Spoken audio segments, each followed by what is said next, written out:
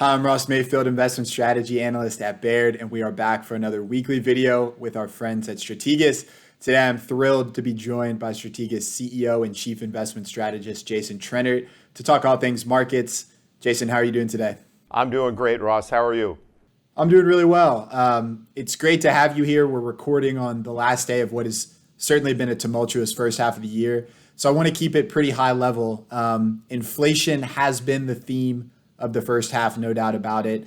The theme moving forward seems to be recession or not. And so I'm curious to get your thoughts on, at this point in time, is the biggest risk inflation or is it recession and slowing economic growth? Well, I think it's probably recession. I do think a good portion of the decline in earnings multiples we've seen in stocks is related to higher levels of inflation. So I think, I don't want to say that's completely priced in, but I would say a good portion of that is priced in. A recession does a number on earnings. Typically we find that earnings fall about 30% during recessions, and so that would change the mixture quite a bit. And I think we're watching second quarter earnings very carefully to get signals from companies about how they view economic growth and how they view the health of the economy. That makes a ton of sense. And kind of thinking about signals that you're watching, is it earnings? What is the thing that would start to get you more optimistic about the market? It's been, deluge of bad news after bad news. So what would you like to see that would either get you more bullish about the market or at least give you sense that we've kind of made a bottom in this particular bear market? Well, I think there's a couple of things that you'd have to see. One is, unfortunately, credit spreads are widening, both corporate credit spreads and high yield spreads. And you'd have to see that turn around, in my opinion. That would be a very, very welcome sign. I also think, as I said, I think in the second quarter earnings announcements that are going to come out, I think the guidance from the companies is going to have to be a bit better.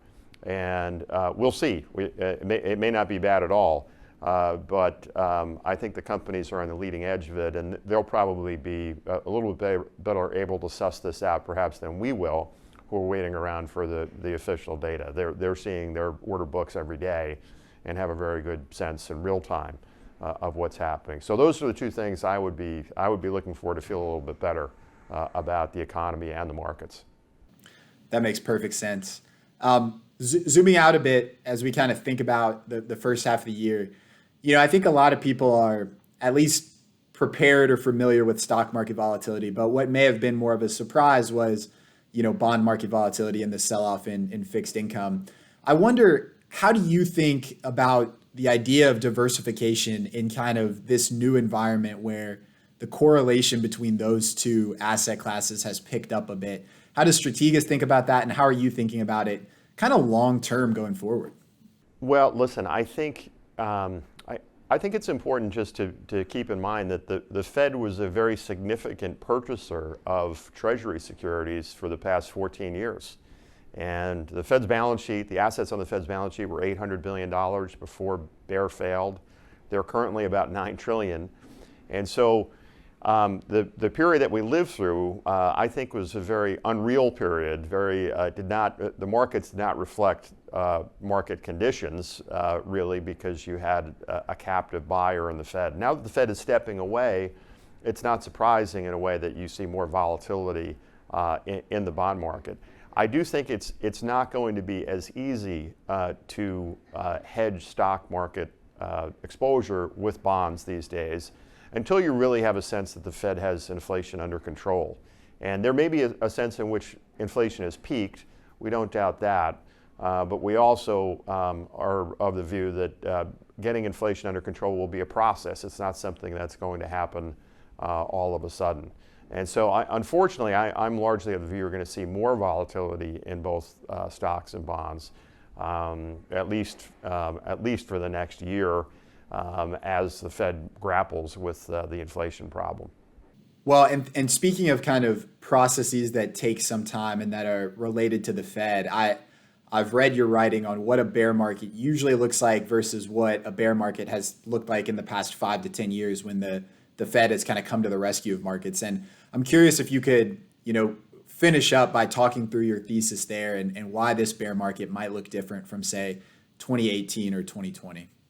Yeah. So I think that the biggest difference largely is that there is no Fed put. I think either people could debate whether the Fed put is an actual strategy or just coincident.